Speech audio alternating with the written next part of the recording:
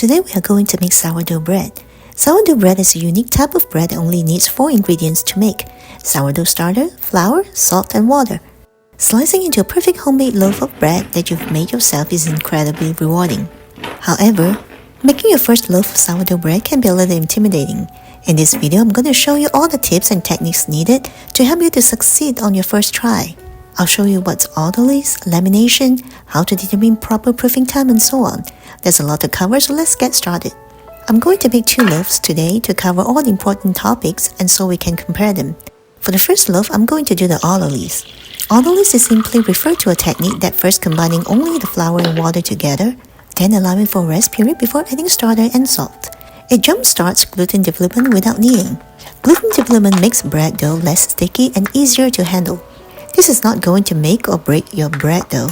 It is, however, a good practice for first-time baker because this makes it a great addition to the bread making process for beginners who are not comfortable with handling tacky and wet dough. What I'm doing here is combining flour and water. Mix it until you don't see any more dry flour in the bowl. Autolyze can be done from 20 minutes to 2 hours prior to mixing the starter. Based on how soon you know your starter will at least double in size, you can plan on when to start the Autolyze process.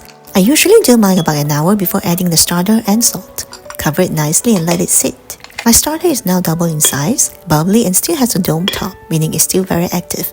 A good and active starter is the most important element in making a good sourdough bread. So if you're unsure about that, be sure to check my previous video about how to determine your starter is good enough to make bread.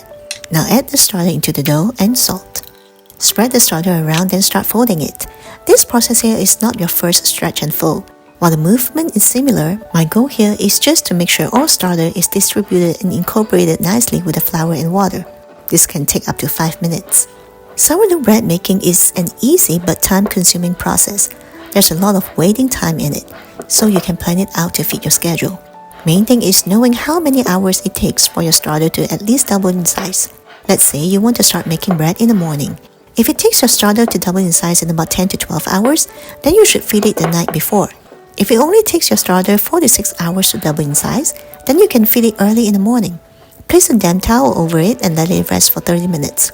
For the other dough, I'm going to just mix all ingredients together without the Autolyze.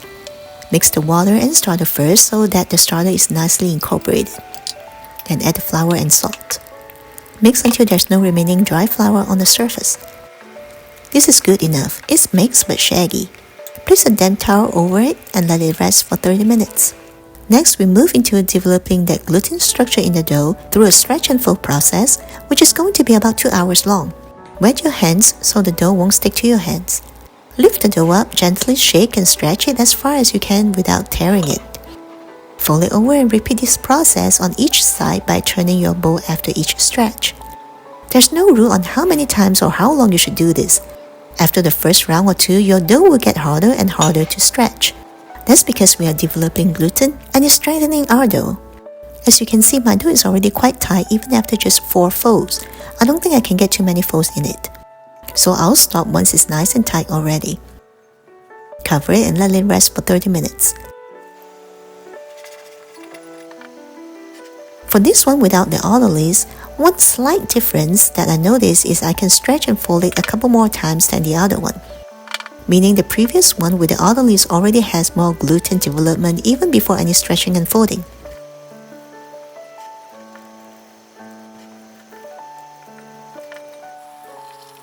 For the second stretch and fold process, I'm going to do what is called lamination to the first dough. Spray some water on the counter to prevent sticking. We will stretch the dough as far as possible without tearing. Lamination is a process by which we spread out the dough into a very thin sheet and stretch the gluten strands in the process. Then we fold the stretched dough into itself, and this will build dough strength. Once folded back onto itself, tighten all sides and let it rest again for 30 minutes. For the second dough, I'm going to just stick with the stretch and fold. You can see that I wasn't able to get much stretch and fold in there. The dough structure is very nicely developed already. For the next 2 sets of stretch and fold, I'm going to do coil folds instead. You may have noticed there are many fancy terms in sourdough bread making. Coil fold is simply a folding technique used to develop gluten in a gentle manner. As you can see, my dough is already quite nice and tight. For the next 2 sets, If I want to just stretch and fold it, I won't be able to do much with it, and I might risk tearing the nice gluten structure that has already been developed. So coil folds are more ideal in this situation because by lifting it up and letting gravity do the work, the dough can be stretched a little more while still keeping all the nice strength in itself. This brings us to tip number 1. You could overfold sourdough. Whatever folding technique you choose should gently build up the gluten network. Once the gluten network has formed, overhandling the dough can cause this network to break down.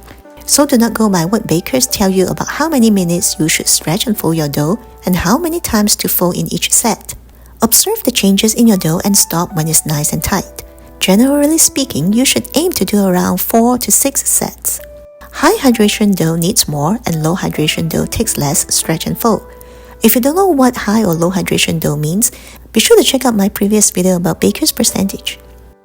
For the second loaf, I'm also going to do coil folds for the third and fourth round. While I'm doing that, I want to tell you tip number 2.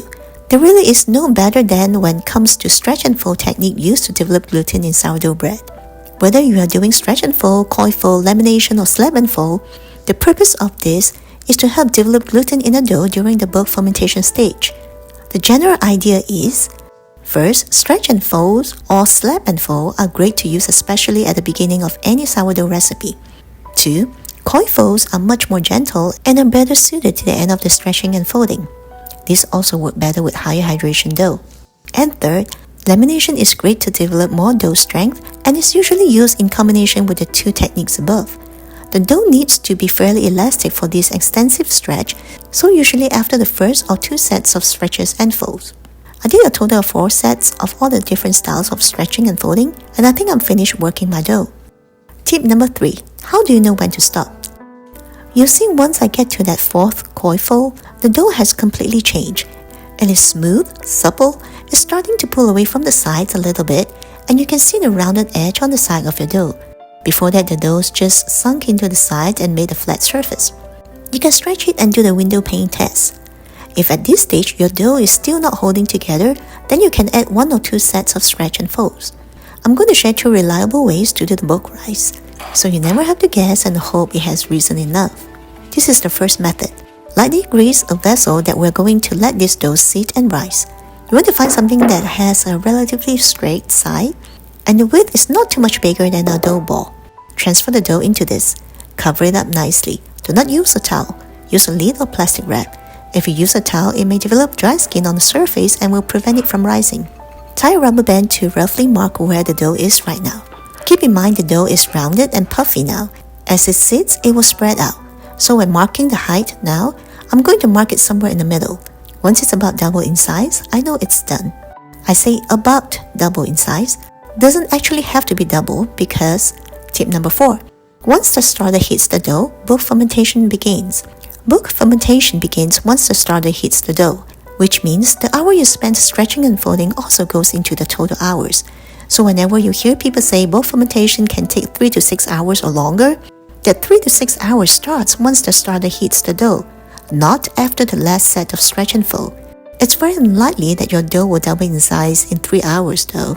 This proofing method is great because you can observe the rise and see when it comes to the mark that we want it to be, which is like about 70%. The second reliable method is to use a sample. Cut a small piece of dough from the main dough and place it in a small jar that has been lightly greased. Tie a rubber band around it to mark its height. When the sample is about double in size, so is the main dough. For this main dough, I will just let it sit in the same mixing bowl. Scrape the side to clear off any dry scraps in there. I still lightly grease it so that when it's done, the dough will fall out of the bowl easily. Because when it's done bulk fermented, we want to keep the air in the dough. Having it slide out easily means we don't have to risk accidentally deflating it too much. The bulk rise time will depend on the strength of the starter and even more so the environmental temperature. Cooler temperatures slow things down, whereas warmer temperatures speed things up. However, don't be tempted to put the dough somewhere really warm because too much heat can cause the yeast to die off, resulting in poor rise. Or, too much heat can cause too rapid of a fermentation, resulting in huge uneven air gap bubbles in your bread. The ideal temperature for bulk fermentation is 75 to 80 degrees. About 4 hours later, the dough has risen to where I want it to be. That means my total bulk fermentation time is about 6 hours. As for the small sample method, the sample is already double in size, meaning the main dough has also doubled in size. To know if it's ready is to look for signs of fermentation. You should see some bubbles on top of your dough. See how the top still has a dome shape? This means that the yeast is still raising the dough and is still having strength to continue the process. This is also a good sign. Now we are done bulk fermenting our dough, we're going to move on to shaping. Lightly spray some water on the counter to prevent sticking. Gently transfer the dough onto the counter. Be careful that you are not deflating a lot of the air out of it. As for the sample dough method, return the sample to the main dough. Now there's an optional step right before the final shaping that is called pre-shaping. I highly recommend especially first-time bakers to do this because it's always beneficial to learn the essential steps before making tweaks to fit your preferences. What this does is to let the dough start forming into shape but let it relax, so when you do your final shaping, it works with you to get in that shape and hold its structure nicely. Stretch the dough into a square, then fold each corner over. For the last side, pull it all the way over into a dough ball. Tuck all sides under, then drag it a couple of times to increase the dough surface tension, giving a better structure. Let it sit on the counter. Cover with damp towel or leave it uncovered are both fine for 20 to 30 minutes.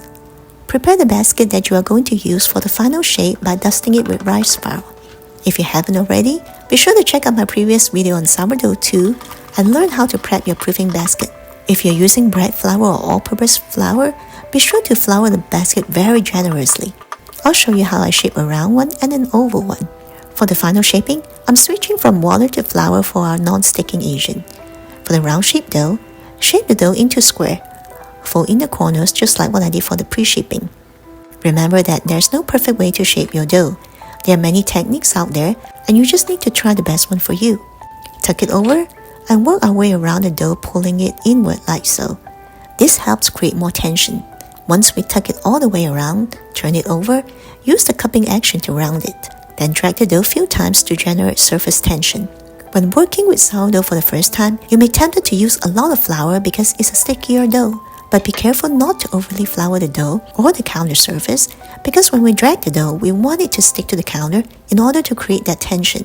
If there's a lot of flour, the dough will just slide around freely and no tension is generated. Strengthening surface tension helps create a firm, smooth surface that will hold its shape during the final rise and baking. Once it's done, transfer into the basket, smooth side down, seam side up. Dust the top with a little bit of rice flour. Cover it with a towel. I'm covering it with a liner that comes with the basket. Time for the final proof. I'm going to proof this one overnight in the fridge. Once it's in the fridge, it will be ready to bake in the next 12 to 24 hours. For the oval shape, stretch it out into a rectangle. Fold 1/3 of it to the middle, then the other side. Roll it into a log shape. Roll the log up. Now seam side up, crisscross the seam so it's securely attached. Roll it up again with a gentle stretch while rolling. Now drag it a couple times to generate surface tension. This way the shape is nice and tight, and even both ends are nicely tucked without any spiral seam. Put it in the basket. For this one, I'm lining the basket with the liner that comes with the basket, just to show you a different way to use this basket. Let it rise for a couple of hours at room temperature. We're going to use something called a poke test to see when it's done proofing. It's really simple. Dust your finger with some flour and give your dough a little poke. If it springs completely back to the surface and doesn't leave a dent, it means you need to let it proof a little longer.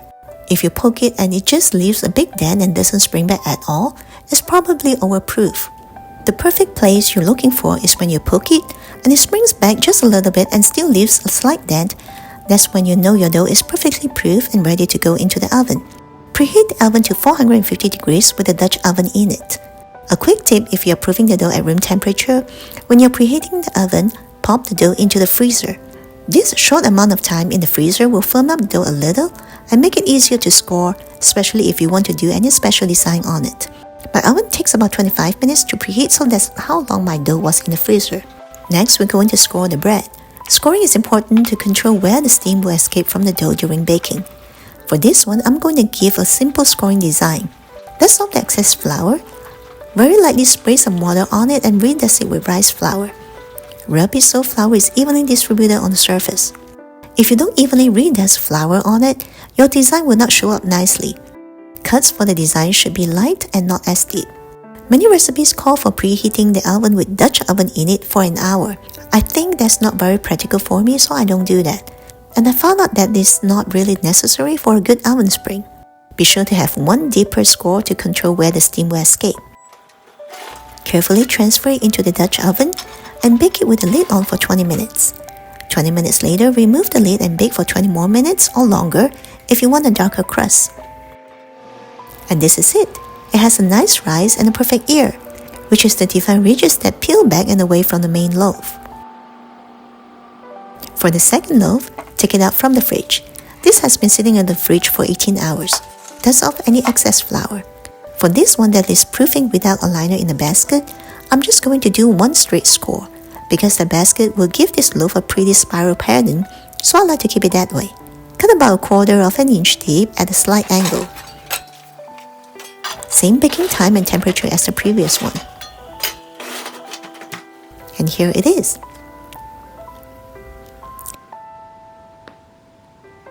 Now the final step is very important. That is, let your bread cool completely before you slice it. This is not easy because it is very tempting to cut into it once it's out of the oven to see how it goes. But letting the bread cool completely will help trapping all the moisture in. If you cut into it while it's still hot, it's going to release all that moisture and it's going to stale very quickly. The texture of your bread is also going to be very gummy. So at the very minimum, let it cool for at least 1 hour, but preferably for a few hours or overnight. Now let's compare the two. Honestly, I don't see a huge quality difference between them. They both have a very nice oven spring, a nice ear, crispy outer crust, and open crumbs on the inside. So from my personal experience, I don't think the Autolyze or lamination steps add any significant benefits to it. They're still very good practice, but you can skip it if you want to. Now let's talk about how to store it. You can generally expect sourdough to last for 4 to 5 days at room temperature. Just keep it in an airtight container, bread box, or large plastic bag. The most important thing to know is that you should never store sourdough bread in your fridge. Your sourdough will get hard and stale much faster in the fridge than if you leave it out. Sourdough can be frozen for up to 6 months, but the flavor will diminish the longer it is frozen. It is important to make sure the bread is completely cool before freezing. You can either freeze your sourdough loaf whole or slice it before freezing. Slicing makes it easy to take out just 1 or 2 slices as required. If they are sliced, you can just toast it before eating. If they are whole, uncut, simply take it out from the freezer and let it thaw overnight at room temperature. Then bake it in the oven at 350 degrees for 15 to 20 minutes. Hope you find this video helpful and you will now try to make your own delicious sourdough bread. Thanks so much for watching.